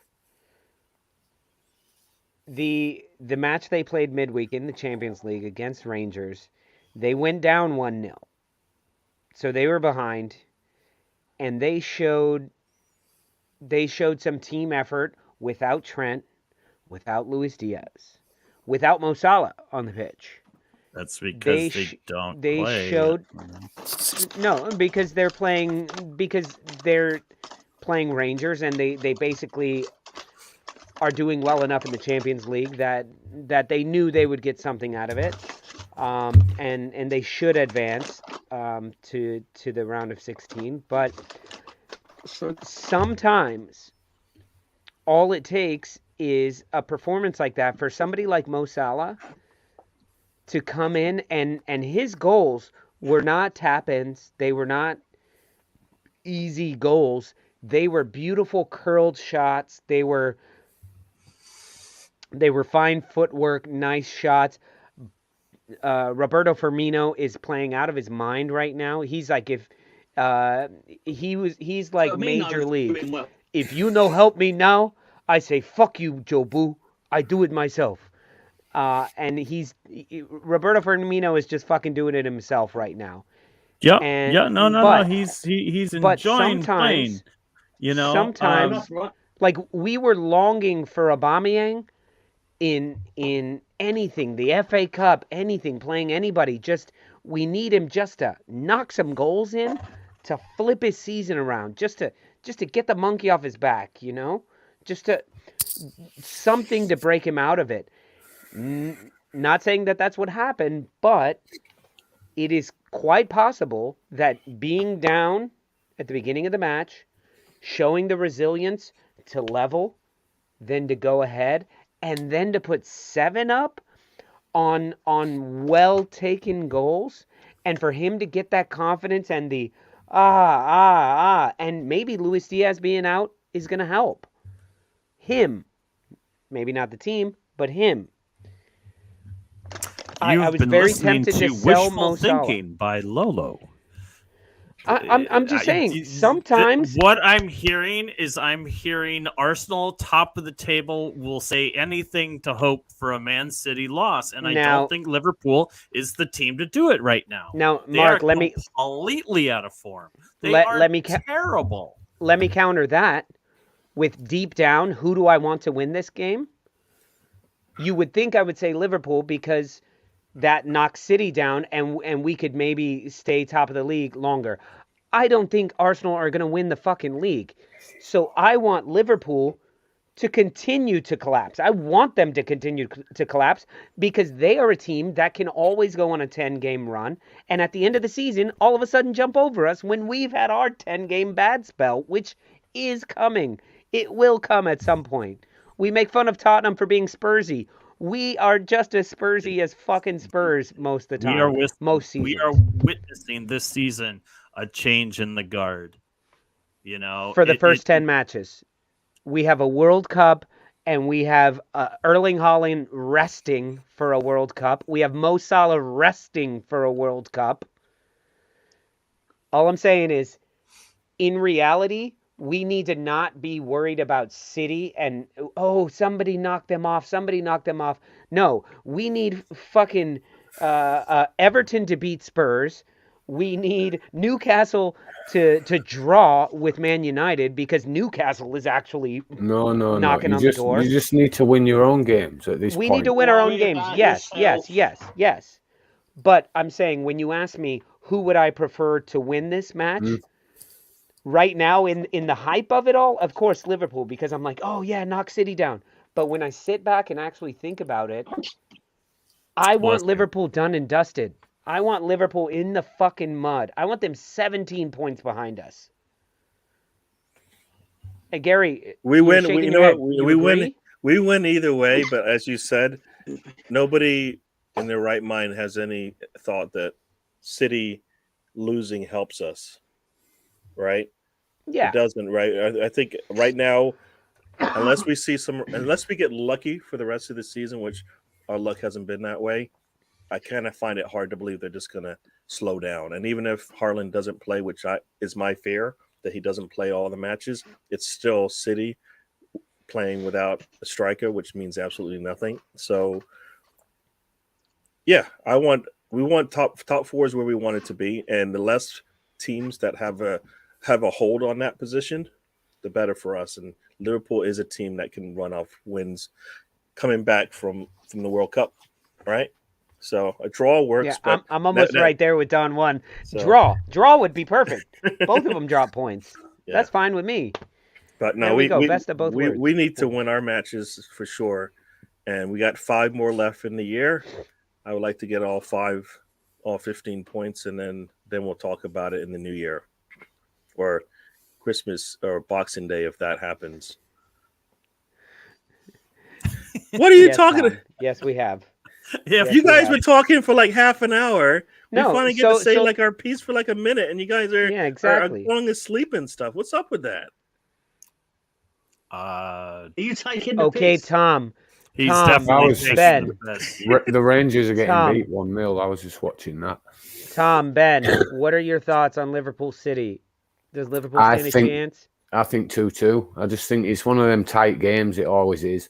Look, of course, Liverpool stand a chance. They were in it last week, up until the end. But, and they're at home. So sorry, Ben, I hit the wrong button. You got an apology. That jersey is doing numbers for John. I need to get one of those. You've got to think back to that. Look, City have been behind and twice this season and come back. Do you know, they are capable of conceding goals. So it's just a case of they've got to outscore City. But I think it'll be 2-2. Tom? Betting in the dark. No. I want your opinion. That was your money. No. I do think City will win, but I don't think that's exactly the brave prediction to sit and go, oh, City are going to win. Of course, it's easy to say City will win. I think we'll have a chance to win it. I wouldn't be massively surprised if Liverpool did win at home. I do think Man City will win. They will have too much for them. Are we thinking shootout either way? Like there's goals. Yeah. So if you had to put a bet, we're going over Desmond. We're going over 3.5 goals.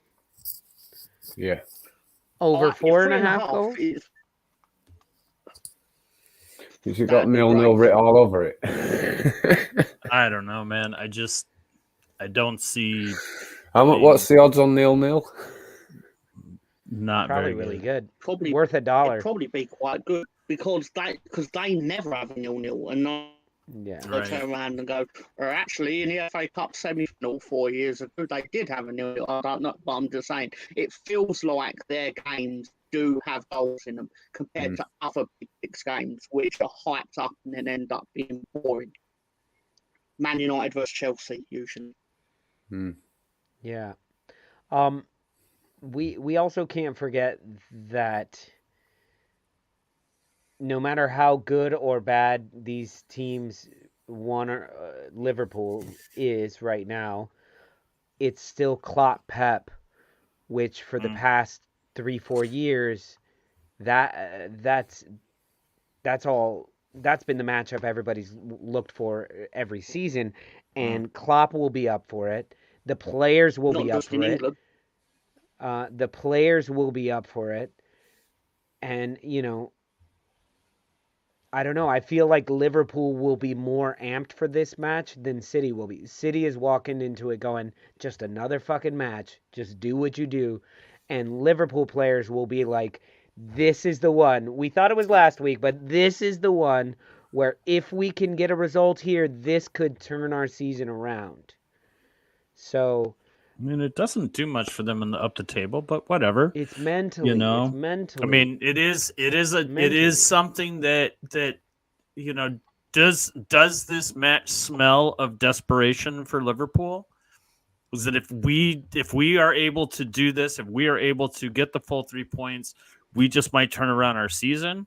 I mean, is that? It's not about the points to me. It's not the points. It's the. I'm not asking you. I'm asking City. Liverpool. It's not about the points. Something that turns around their season. It's the victory, not the points. The points. Now, as long as they get top 4, their management will be happy because of the money that comes with it. Yeah, I'm not talking about the prestige. I'm not talking about competitively or prestige. it's like when they 2 seasons ago when they had the big injury crisis and they were terrible. They were perceived to be terrible. They were losing matches. Lost like 4 matches at home in a row or something. Yeah, like I that. remember Like, that. Burnley and Fulham and that, right? It was pretty much but they like still got 4th. Klopp's decision. They lost 6 because I kept going. That was my upset pick for like on Arsenal fan circle fair enough, for fair like enough. 2 or 3 weeks straight, and they kept losing. And I was like laughing because they was like, "I'm picking against Liverpool."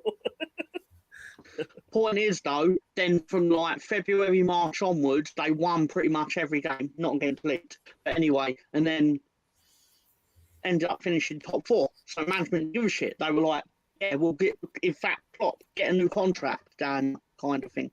That's all they care about at that level. Top 4. Because that's what you care about. Yeah. Yeah, there's a reason the Arsenal song is "We Got Super Mick Arteta," blah blah blah blah blah blah, all the way to Champions League, and I even asked at the bar, and I was like, when are we going to change that to? You got to until change we the win players at least. I mean, Tierney doesn't even it's still start. We got Super Mick Arteta. He knows exactly what we need. Kieran in the back, Gabby in attack. Arsenal all the way to Champions League, and I was like, when do we change that? It needs a little adjustment. What should be Willie in the back? You know, we're seeing or Gabby in the back. Why not? Well, yeah, why not? Exactly. Keep it all Gabby. Wait, Gabby in the back. Gabby when, up front. Gabby on the left. When we sang it, it was Ben White at the back, so you can just take our song like you have. Well, he's on the right now, so he's still at the back. Yeah, he isn't. Well, half the time. We're starting to see a little bit of separation in the table now. I mean, it's like you got 1, 2, and 3 up tight, and you got Chelsea's. Even if they were to win, they still wouldn't like jockey into position. I'm looking at this Manchester United Newcastle game. This is actually going to be one that's going to grab my attention. I want to watch this. I don't tell anybody that. Don't ruin it. We're going to keep it a You secret jinxed till it. next year. You okay? jinxed it. Next calendar year. Good Lord. No, you're right. But seriously, like I mean, these are 2 teams that are hovering. The winner could conceivably jump into the top 4, but if Chelsea loses. But in my mind, this is a match that's just like, who really belongs up here? I mean, Man United's been on a tear. I think they've won like 4 or 5 straight, or at least garnered points in their last 5. Newcastle, we know what they've spent money on for the last two transfer windows. They're a solid team. This is going to be a fun one to watch. Crickets. Yeah. No. What'd you say, Mark? What are you guys' thoughts on Manchester United and Newcastle? Because after watching Manchester United play Malmo, is that who they played? Ammonia. I think so. Ammonia. Gary, move your head all the way to the left and go back to that other screenshot.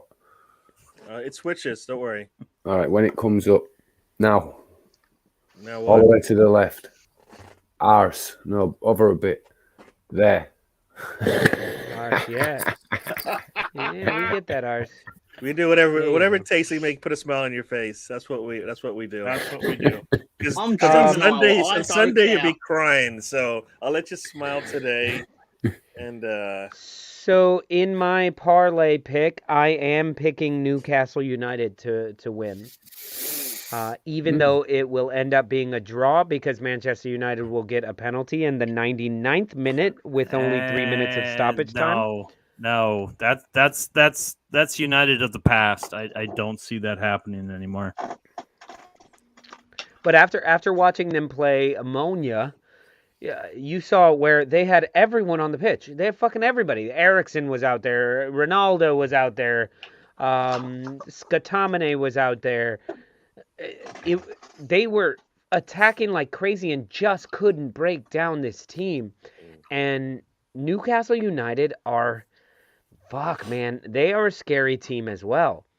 I don't know how you guys feel about Newcastle right now, but facing them right now, that is not an easy match. It is not a straightforward match. They got a lot of good shit going on right now. Are What they do you guys healthy? feel about that? Is Newcastle healthy? That's what I'm actually St. looking Maximin at is that right healthy. now. Gimares is fit now. So I mean, if they're Guimaraes had a fucking if Newcastle's- stormer. yeah, if Newcastle's healthy, and like you Basically said, looking at Bruno and the big it's man up just like top. John Joe Shelby is out until next week. Isaac is out, but I mean he doesn't really see much of the pitch But they got anyway. St. Maximin back. Yeah, I'm not seeing him on the So- list, but you know I have so little faith in St. Maximin that he could easily be hurt in like pregame warmups. Yeah, but he could score 2 goals and then get hurt too. So Yeah, no, most definitely. I mean, So, the and we're dude's talking a about- beast. I love watching him play. Erickson wasn't playing, John one. I thought at the end of the match I heard them saying his name. To be fair, I only watched like the last 20 minutes of that match. But I could have. This actually could be one that United wins because Harry Maguire is out. Oh shit! That changes everything. McTominay's man. suspended. McTominay's suspended. McTominay is suspended, how 5 long yellow And cards. he's the They're only reason winning. why they scored against they're winning. Bologna. Dubravka can't play because he's facing his parent company or his parent club. Say it. You said it correct. His parent company. Donny van der Beek is not available because it's Donny van der Beek. But I think the one that actually for me might be kind of big is not having like the availability of Wan-Bissaka coming off the bench. I like that guy. Ericsson did come on Thursday. There you go. I knew I heard his name. Where did it go wrong for Van der Beek? They even brought his mate in as manager, and he still won't pick him. Dude, I have no idea. Where it went He's just- wrong for him was standing in like a little river on a canoe or something and just looking very sullen in the 90s.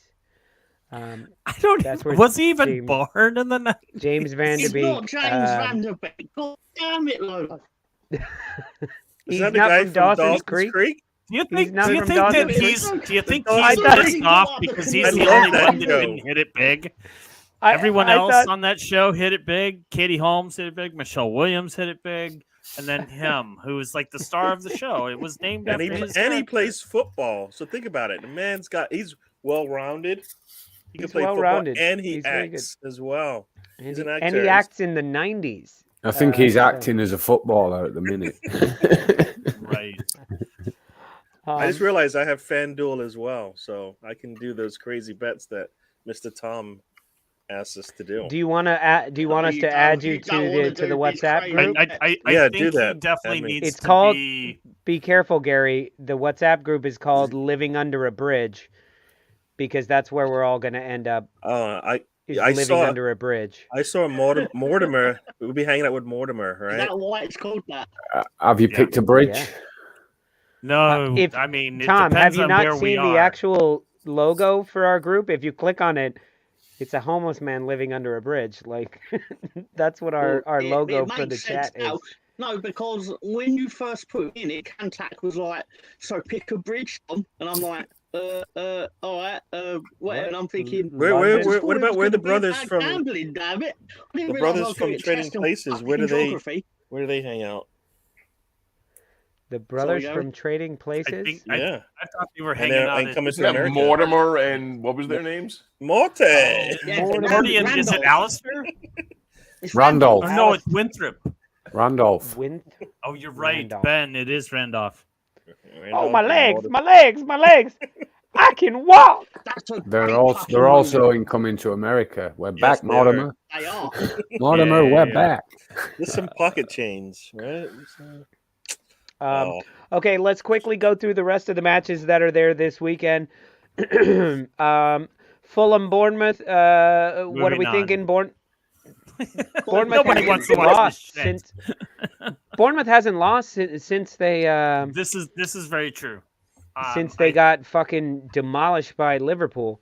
I think it 3-3. ends. I think it ends Liverpool here. got the short end of the stick there because Liverpool have been shit after that, and Right. Bournemouth have been Exactly. all right. It's almost as if But their Fulham's bodies. playing all right. Is this a draw? No, I take Fulham. No, I think Bournemouth will win this 1-0. Yeah, I think Bournemouth will win this. I think 3-3. Ooh. That's a lot of goals, 3-3, my yeah, friend. lots of goals. Is Mitrovic still out? I don't think so. I think he's returning, if I recall listening to that today. But I don't think it's Okay. going to matter. Wolves and the Forest. 0-0. No one cares. I think Forest will win because I think Mitrovic will play. No, this Wolves are completely lost. You know, this manager search has gone on for nearly 3 weeks now, or 2.5 weeks, 2 weeks. Both teams need a win. Wolves are so banged up. I mean, they have 5 starters out for the season. And you know what I read today? I read that Jose Sa has a broken wrist. So we just might lose our goalkeeper as well. Yuck. Did You he know, get that this is from just- punching Christensen in the head? Oh my God! Why? Why, Tom? Why? We shared food together. We shared drinks together. We caroused together, and this is how you want to do me. I'm sorry. All right. You're killing me, man. Did you not watch the Leeds video where I actually gave Leeds a chance to beat the mighty Arsenal? No. Listen, I'll support the Wolves forever. Wolves forever. Do not watch this game. It's bad for your health. It will give you cancer. 1-0 Nottingham Forest. I think you're going to win 1-0. And not only that, but who the fuck is Morgan Gibbs White will score? There you have it. Is he actually playing in these matches? He is. He does play. So he's one of the reasons they're shit then. He's one of 20. Yeah. No. Didn't they sign like 20 people? Although your team are not doing well, non-Forest look like strangers. They look literally the only thing Wolves have done well this year is sell Morgan Gibbs White to Nottingham Forest for $45.5 million units or monetary units. I don't know if that was pounds or euros or dollars, but shekels. I think Nottingham Forest will wake up this weekend because they've looked disappointing the last couple of matches I've seen. Yeah, the minute I put Nico Williams on my fucking fantasy team, they've been shit. Yeah, take him off. Watch out, happens. Premier League. If I put you on my fantasy league, you're going down. So you need to captain him then. They're not. Captain Nico Williams. Nico Williams So sits then on my Wolves will win. bench. Yeah, so He then sits Wolves on my will bench. win. I have so much money in. I it's too late because the season or the week's already started with Brentford today. I kind of neglected my fantasy team yet again. It always seems like there's something that happens. You know, COVID, post-COVID cancellations and postponements, and now it's like the Queen dying, and I'm just like, I don't know what to do anymore. Hold on. You're blaming you not getting your fantasy picks in this week on the Queen dying? No, actually, I'm just saying like the disruption of the season has been happening every season since I've started Fantasy League, and I forget because there's that disruption. All the games are canceled. And then I just, because it's been like 2 weeks, and I got other things in life other than fantasy football. That is the lamest excuse I've heard. Team, the Queen was alive. Oh, Jesus Christ, Gary. Take a picture of the ceiling with your Jumbotron phone. All right. Aston Villa, Chelsea. That's the face I make. Aston Villa, Chelsea. What do we think about that? Fuck them. No Reece James. No Reece James. And then who's the cat that just signed the big, like, he signed a pretty huge contract? He could be really excited and play well. For who? For Villa. Douglas Diaz? Luiz? Douglas Luiz, thank you. Yeah, they're like, we don't want Arsenal sniffing around him again. But he got paid, man, so maybe he wants to play well. Is he actually a good footballer, or is it just hype because he scored 2 goals? I think he's a good footballer. He's all right, but he never plays a full season. No, he does get hurt pretty easily. That's very concerning. You know, I'm sure the Wolves will buy him soon. Had he come to Arsenal, he would have been on the bench. He would have been a bench player. So I'm like, why are we? I think everybody at this point that comes to Arsenal just knows they're going to sit on the bench. I mean, I just don't see a position that, I don't know. Injuries. I'm taking. I would love for Villa to win here, but they just are kind of in shambles. And Chelsea are actually surging, so I'm unfortunately taking Chelsea on this, and I will put money on it. That way, hopefully they lose. But I'm gonna go 2-0 Chelsea. Surging? They are. I guess they 12 out of 15. They're quietly putting together a run of form. Yeah. Yeah, I mean, they've only lost twice. One of those was to Leeds, and they've drawn once. They're doing absolutely fine. And they also have a game in hand. So they do. Leeds, Arsenal, Man United, Newcastle, Southampton, West Ham is the final match that we haven't spoken about today. Both of these teams fledgling. I think that'll be a draw. Yeah, I could see this as a draw. But West Ham has been winning of late. West Ham has won their last two. Not decisively. And I think they continue this. I mean, the thing being is that Villa has actually, you see them down at the bottom of the table, but they haven't lost in 4.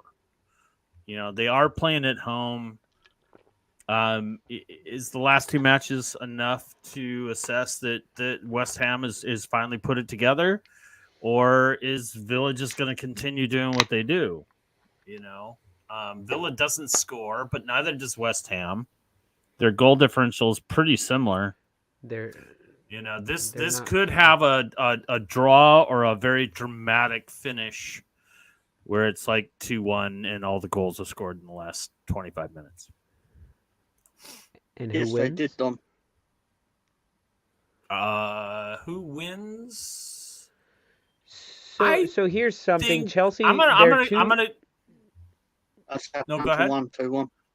I'm gonna the give it to two losses Chelsea. that Chelsea have are to Southampton and Leeds. So it would not be surprising if they lost to Villa. No, it would be surprising. Those losses were like a month ago, and they weren't consecutive.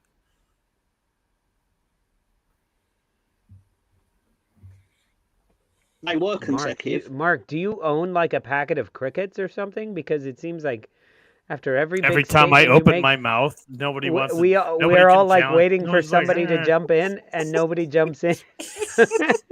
Mark, did you say something? I came ready to talk about football today, and he's like you have been. I He's guess E.F. I'm. Hutton. E.F. Hutton. What, John? He's like E.F. Hutton. When E.F. Hutton talks, everybody listens. People listen.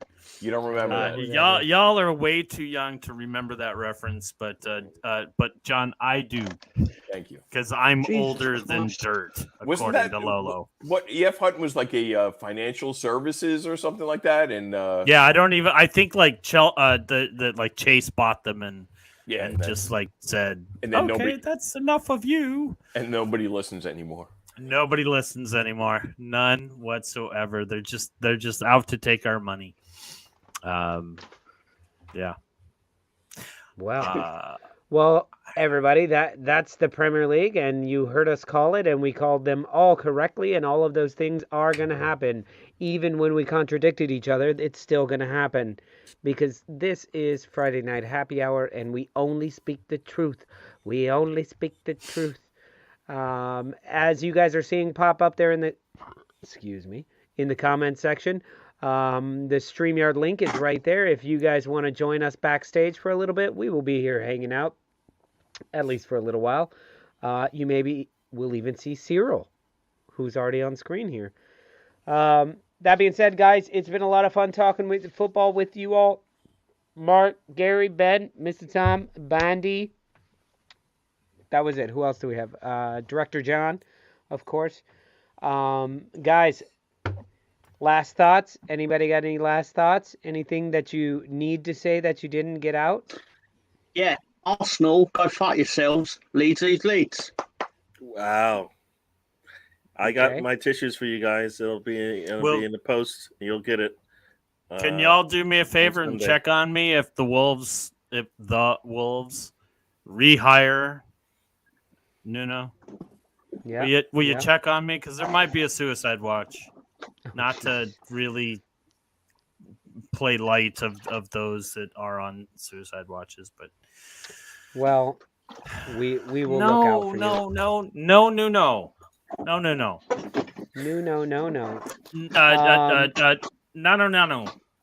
Let's go Rangers. Let's go Rangers.